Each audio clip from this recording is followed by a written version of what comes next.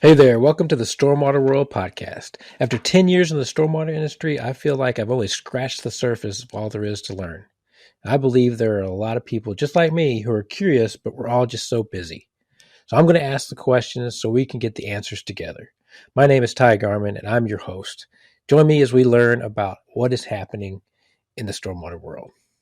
Welcome back, everyone. I'm excited to have a friend of mine, yet another friend of mine here on the podcast today, and we have got a lot to talk about. So we're gonna talk about all the things stormwater construction. We're gonna throw in some vinyl chloride versus sediment, and then we're gonna wrap it all up and make it personal to you. But before we do all that, I need to introduce our guest today, Mr. Luke Owen.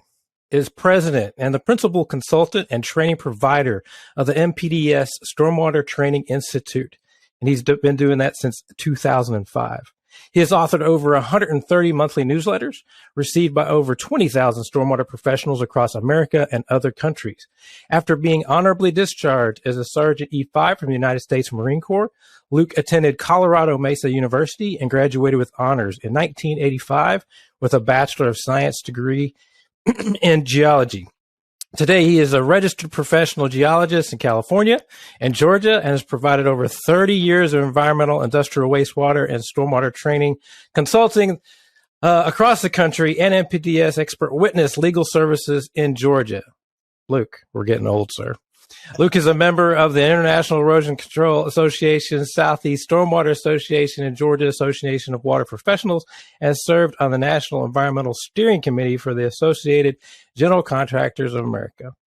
He also serves as a stakeholder for the reissuance of Georgia's NPDES Construction General Permit and is a selected erosion and sediment control training provider for the AGC of America, National Home Builders Association, and is a trusted stormwater training provider for the U.S. Environmental Protection Agency, Army Corps of Engineers, numerous state environmental protection departments, as well as scores of MS4 Phase 1 and Phase 2 municipalities, departments of transportation, military bases, educational institutions, and thousands of land developers and construction contractors across the nation.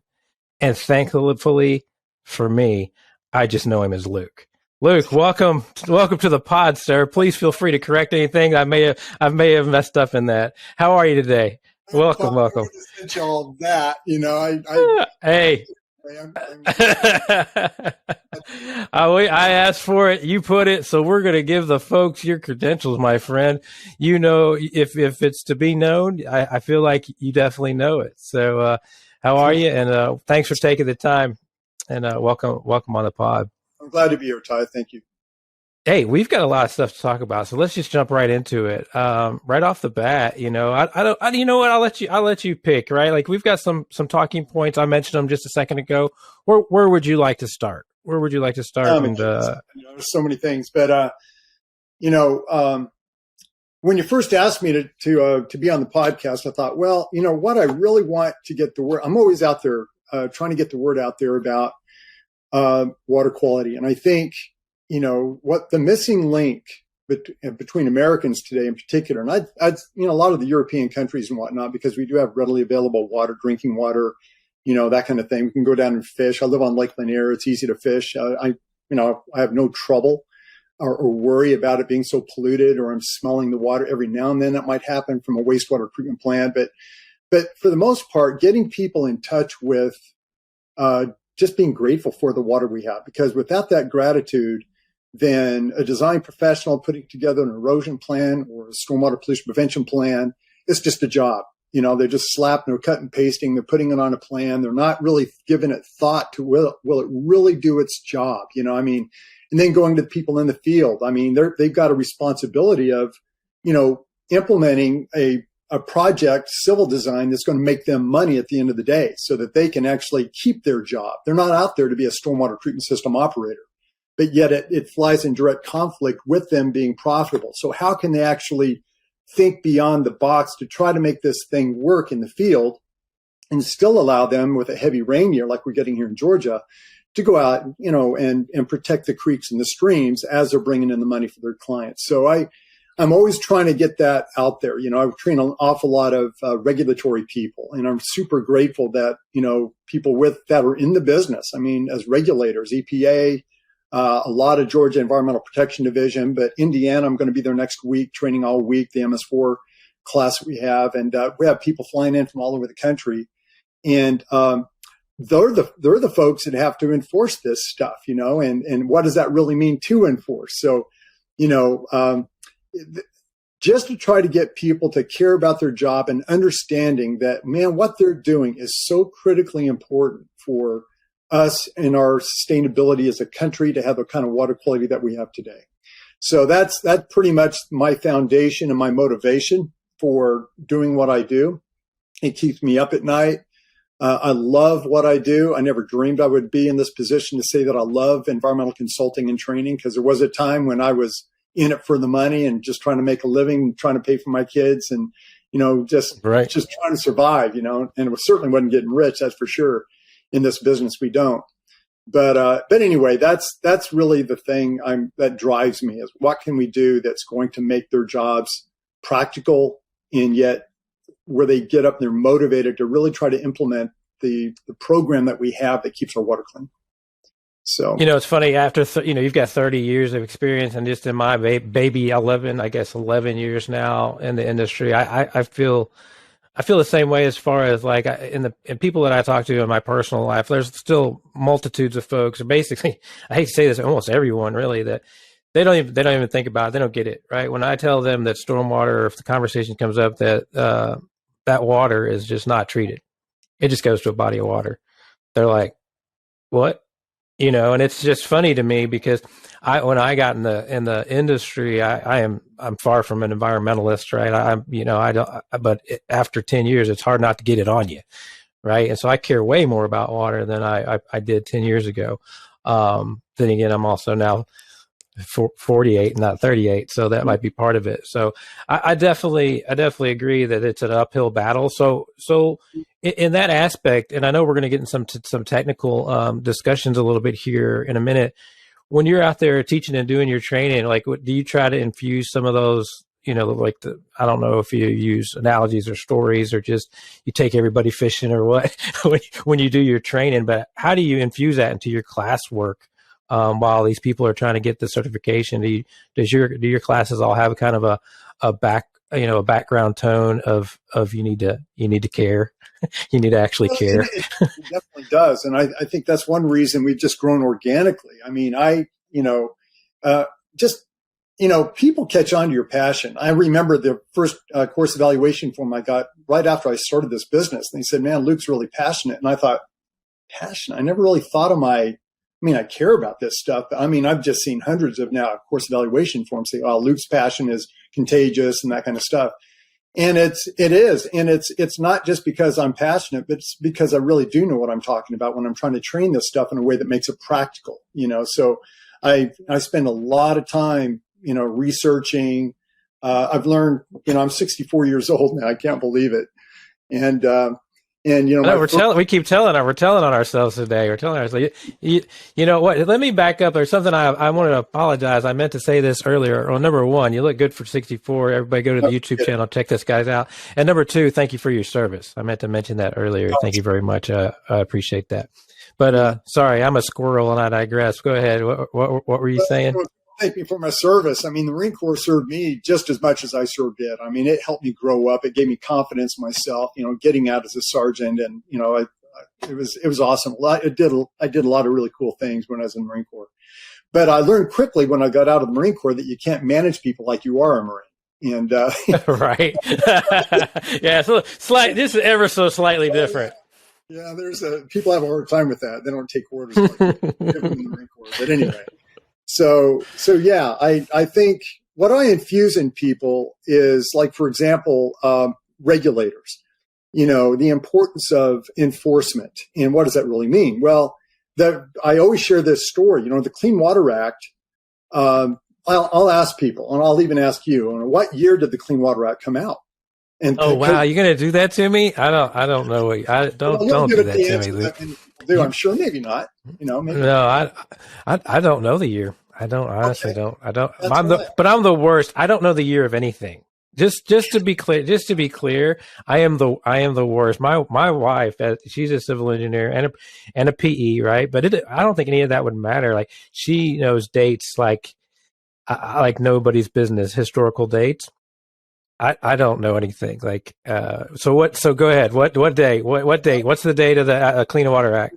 You're definitely sharp. But anyway, so the Clean Water Act, many people will give it, 1970s, 75 or whatever. Well, what most people do know is that it was in the 70s when our water just dramatically changed. We're talking about point sources getting regulated, being defined as point sources and things like that.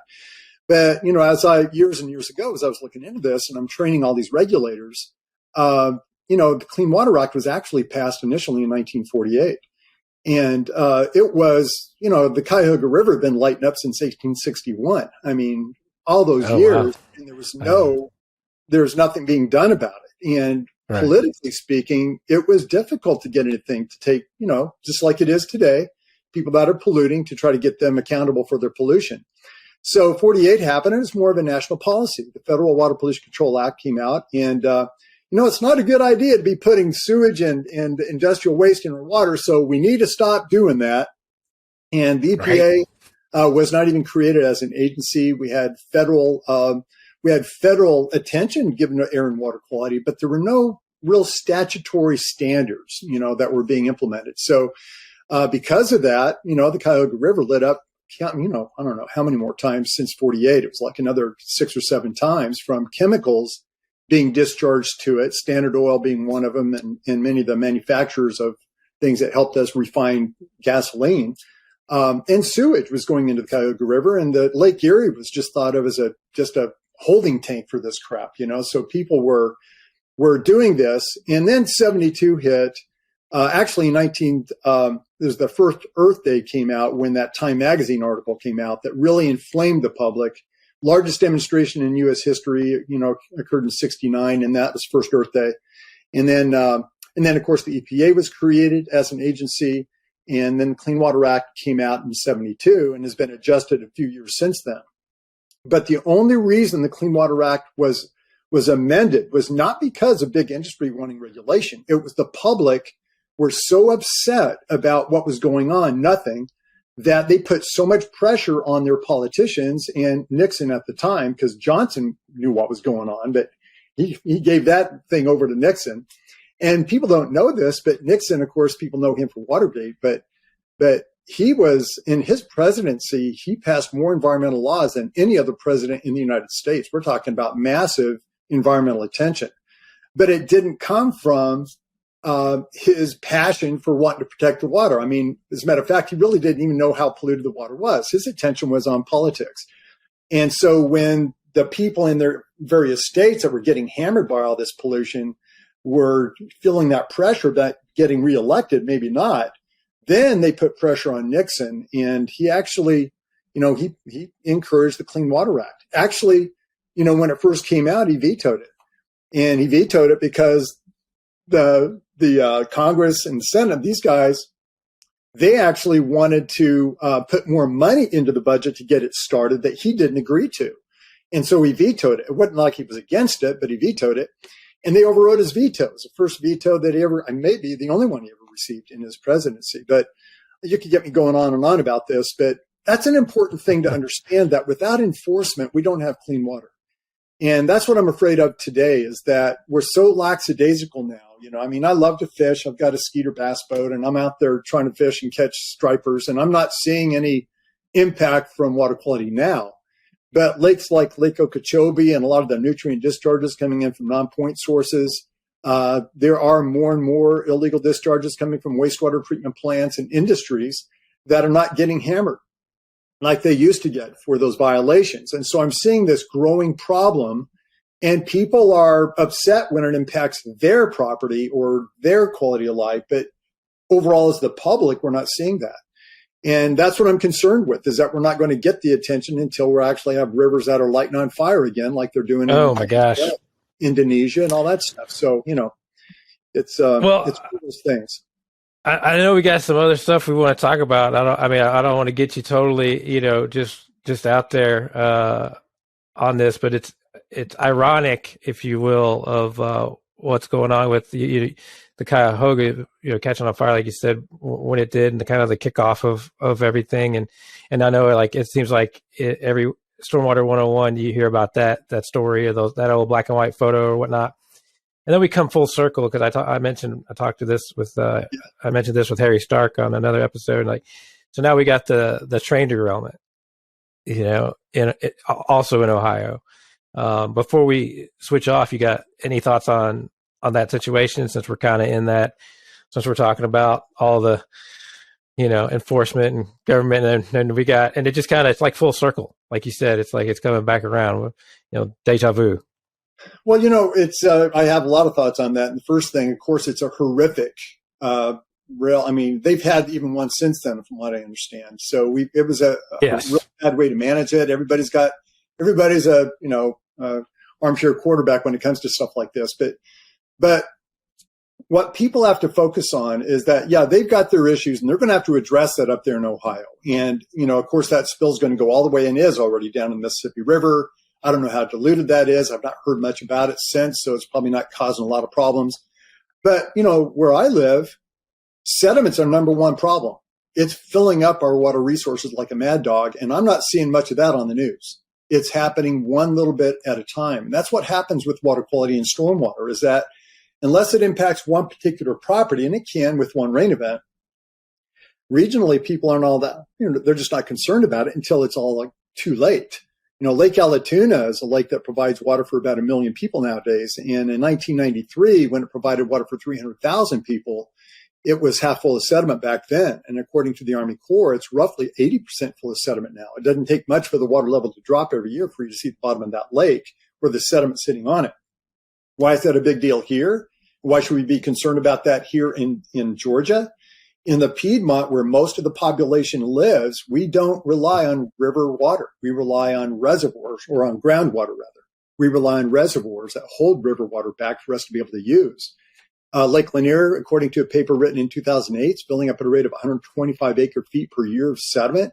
That's 125 acres, 1 foot of sediment every year. And I would say in recent years, with the amount of growth that we have in this watershed, it's even greater than that. Well, that lake provides water for about 2.5 million people. And once it's full of sediment, what are we going to do? And, Georgia's I'll shut up here about this in a second, but they're in the process. Go ahead. That's good.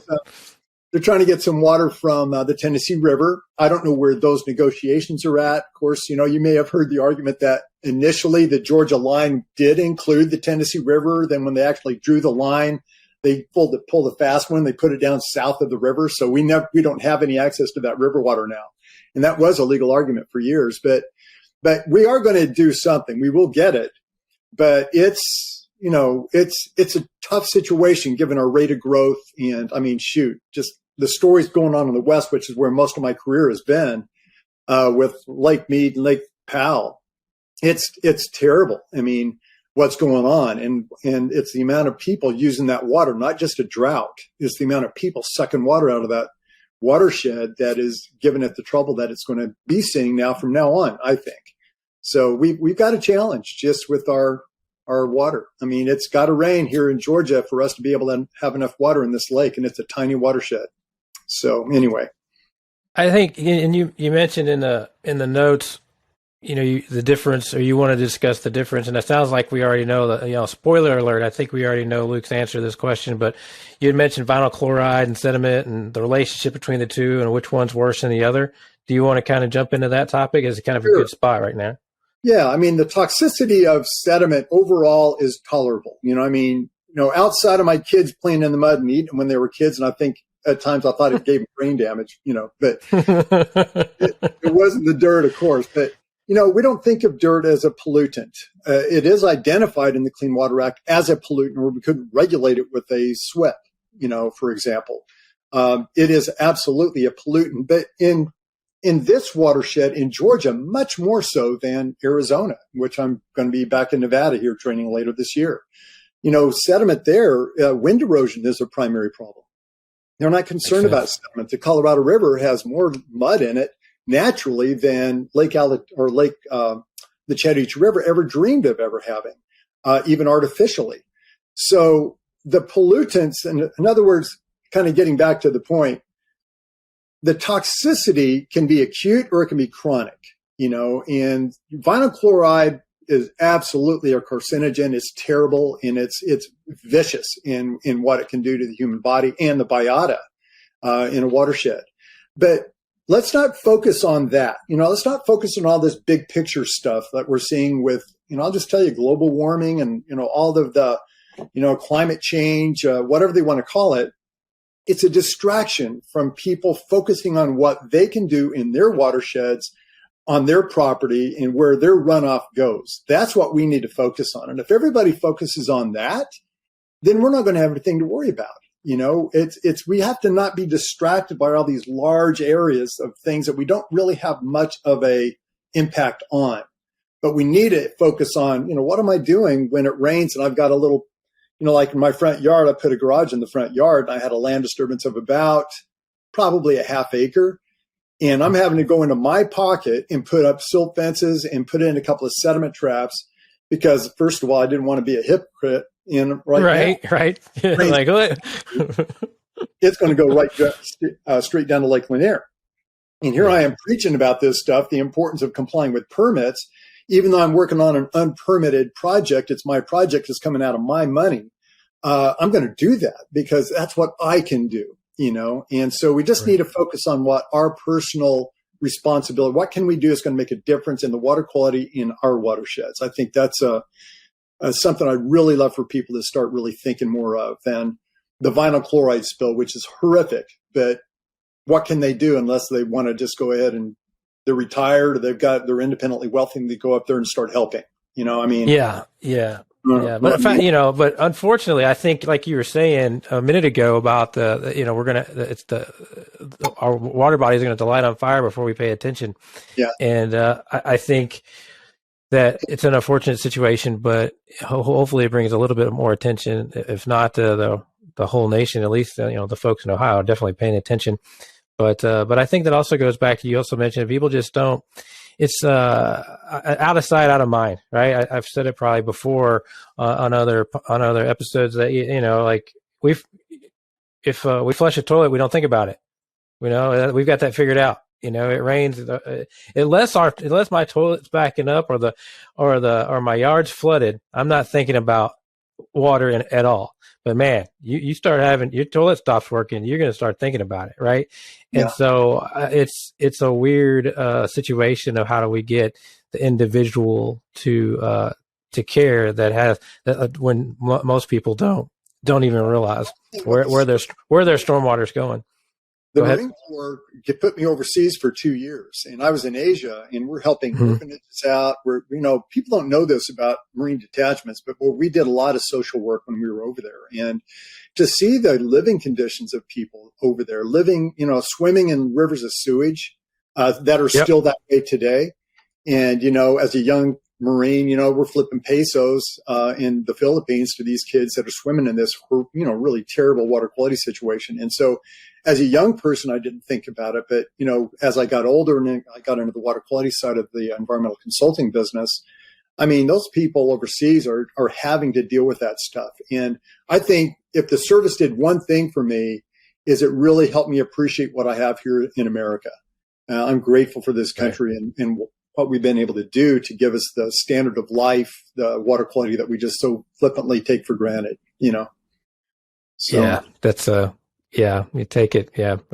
I think there's a lot of stuff. It's probably a whole different podcast because, this infrastructure in general, like roads, bridge, I think we've kicked so many cans down the road, Luke, and now our kids and our kids, they're the ones that are going to have to really sort some of this stuff out, unfortunately. But, hey, I don't want to be a complete Debbie Downer on this whole program. Pay attention. Don't put stuff down your drain, folks. You're in the industry. Let's go. Let's move to something a little bit, I think that's going to be a little bit more technical for everybody. But you mentioned in the notes that maybe a take that's different from the norm, but looking at a construction site as an industrial stormwater treatment system. You want to explain what you meant by that? Sure. Yeah. I think if if the people listening to this podcast can keep in mind that the Clean Water Act, when it first came out, did not address stormwater. It addressed sewage and industrial waste that qualified. And we're talking not, again, stormwater, but processed water. And so they put in place these requirements of water quality discharge standards. So they had, fecal coliform being an indicator of E. coli and, heavy metals and all the different various things that could come out of a wastewater treatment plant. So, it forced the public, essentially the public sector, to come up with technology that could meet these very rigid parts per million discharge standards or parts per colony or whatever discharge standards. Industrial waste. I worked in the pretreatment program as a consultant for years, worked in the oil field industry where they did, wash bay type work, a lot of it. And so all of that material, we're talking back then, it was legal to use heavy metals in their pipe lubricants. I call it pipe dope. And so all that mud, all those chemicals, volatile organics and stuff would be released and go into a collection pit. They had to come up with a technology that would meet these very rigid discharge standards before they actually went to the wastewater treatment plant. And in some cases in Wyoming, they didn't have a local wastewater treatment plant. They were very remote. So it went right straight down to the river, which had really rigid water quality standards that they had to meet. And water sampling requirements as a result of that to be able to prove that they were meeting, that their technology was working. And if it didn't work, they had to upgrade their systems. And that system overall in our country is alive today. Well, then along comes stormwater. We realized that stormwater was adding a lot of pollution. There was a study done between 79 and 83 called the National Urban Runoff Program. And it came up with absolute proof through studying 2,300 storms in 28 cities across the nation that stormwater was adding a lot of pollution into our watersheds as well. And so after doing a phenomenal job of getting our industrial and wastewater treatment plants in order and in line, we started focusing on stormwater. And so stormwater coming from industrial facilities that had processed water permits already, right, from wastewater treatment plants, and then also then construction sites really got hit hard in the very beginning. And they phased the approach to implement these very rigid standards, this new approach to managing stormwater through phase 1 and phase 2. And here in Georgia in phase 2 is where construction sites of 5 acres or greater really got the attention in the beginning. And then for the first 3 years from 2000, 2003, and then 1 acre or greater. And that's pretty much a national standard now. So what does that mean?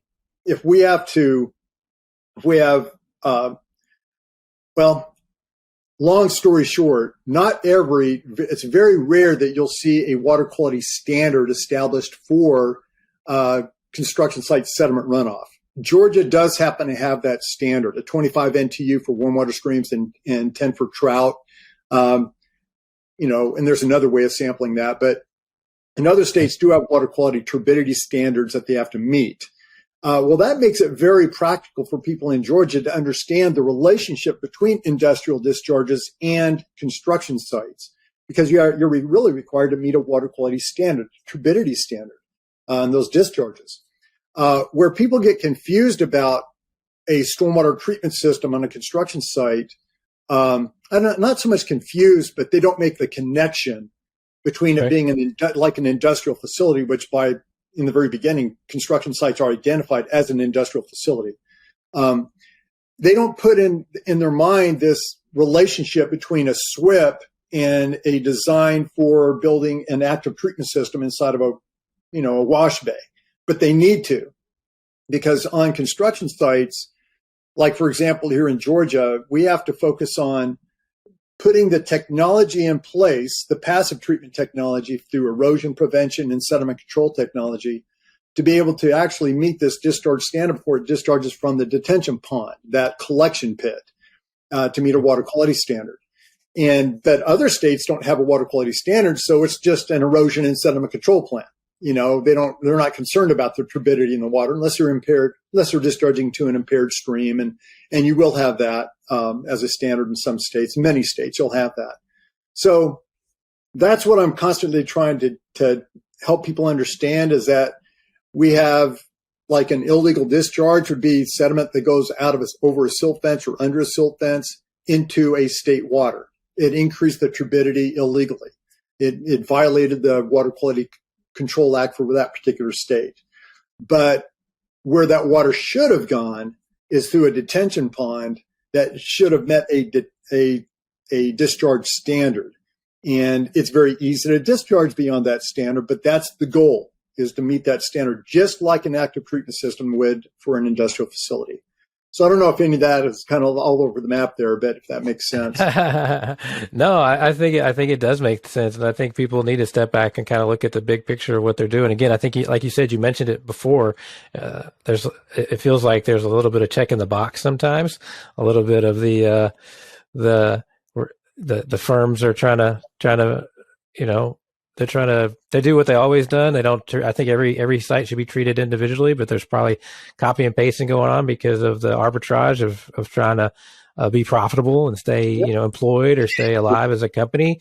Yeah. And every area, every state, every construction job is probably a little slightly different, I guess other than maybe a, lot to lot. Okay. Maybe some of that's similar, but, definitely you have to look at everything as a whole and try to connect the dots.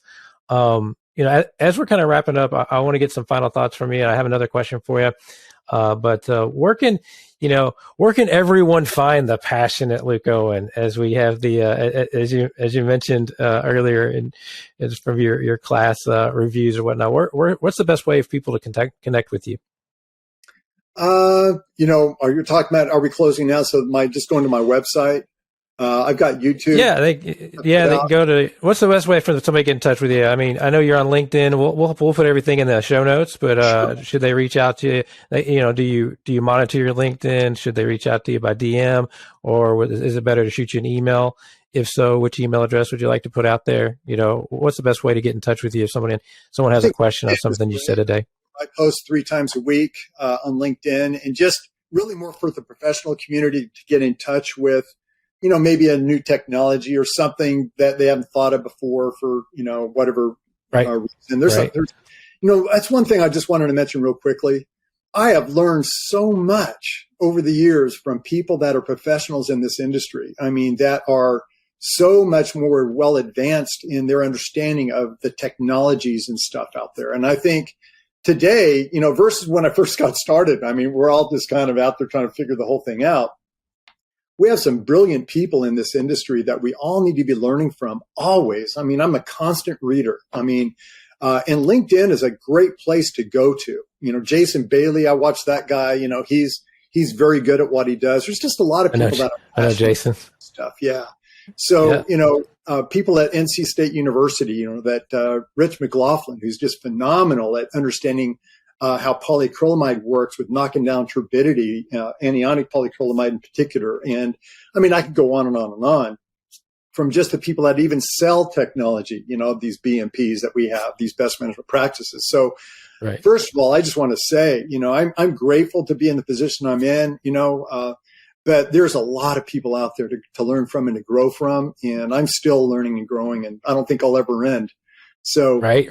Well, I appreciate that. Yeah, I think, that's the kind of the purpose of the pod, right? Is to bring additional information to our folks out there that may not have a different way to get it, or, not everybody can make it to a conference. I think conferences are great, but if we can provide some additional value to folks through this podcast, then hopefully we can do that by talking to other smart people and smart people just like yourself, Luke. You've got a plethora of knowledge.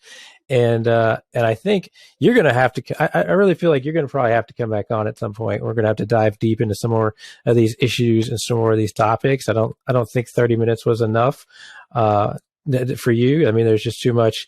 You got too much going on in your brain, sir, that we need to extract some of that. Not to try to get anything for free, folks. He does have the man's out there, teaching and training on a daily basis, but, we're going to try to get him back on and try to get some more of that knowledge out there onto the pod. But, some final thoughts. And I feel like I really thought this was going to go in a different direction. I'll be honest with you. I'm pretty excited about how it went because, I thought we were going to go super deep into some technical aspects, but I really like the more of the feeling of just getting the public to get off of dead center and care about what's going on with the water. So, final question for you, and I let you give us some final thoughts is.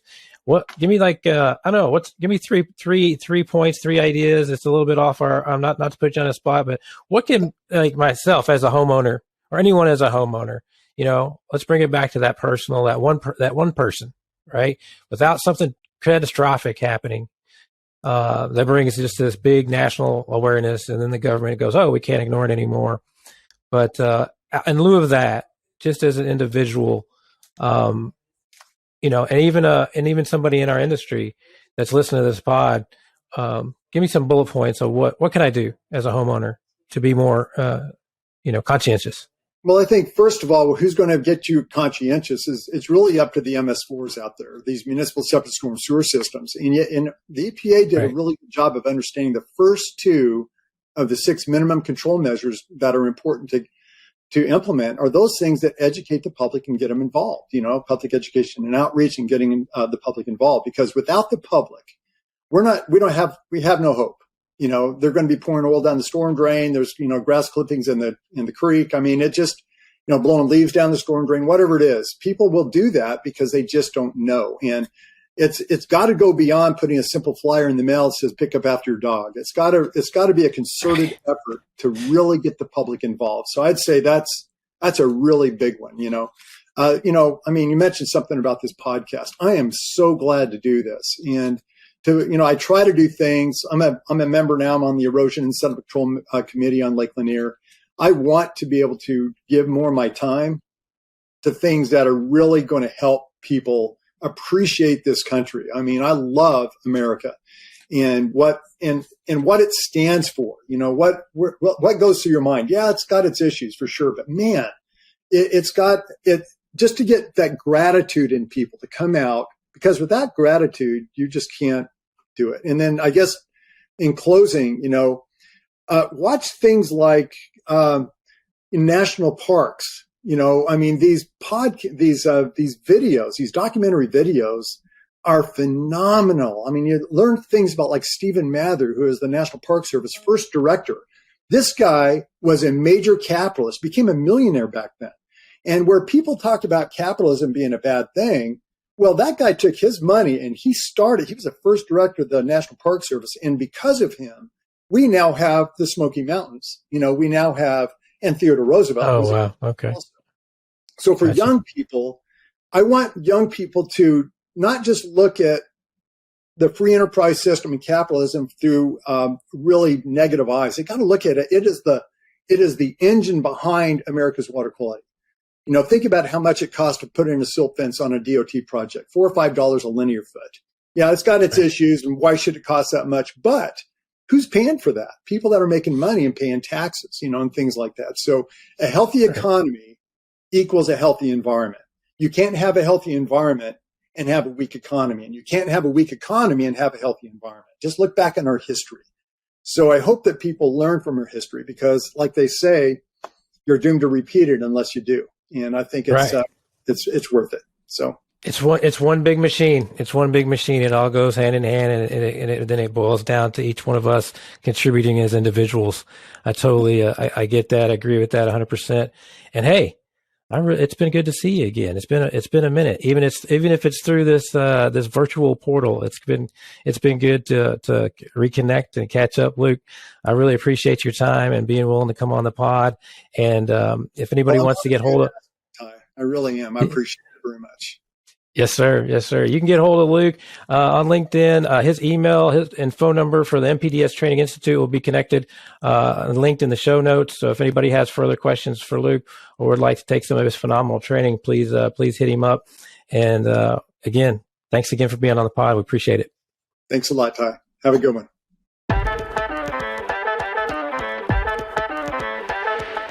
Thank you for listening to this episode of the Stormwater World Podcast.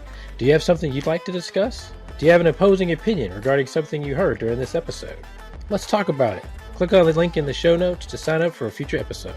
I'd love to visit with you about what's happening and how you see things unfolding in your stormwater world.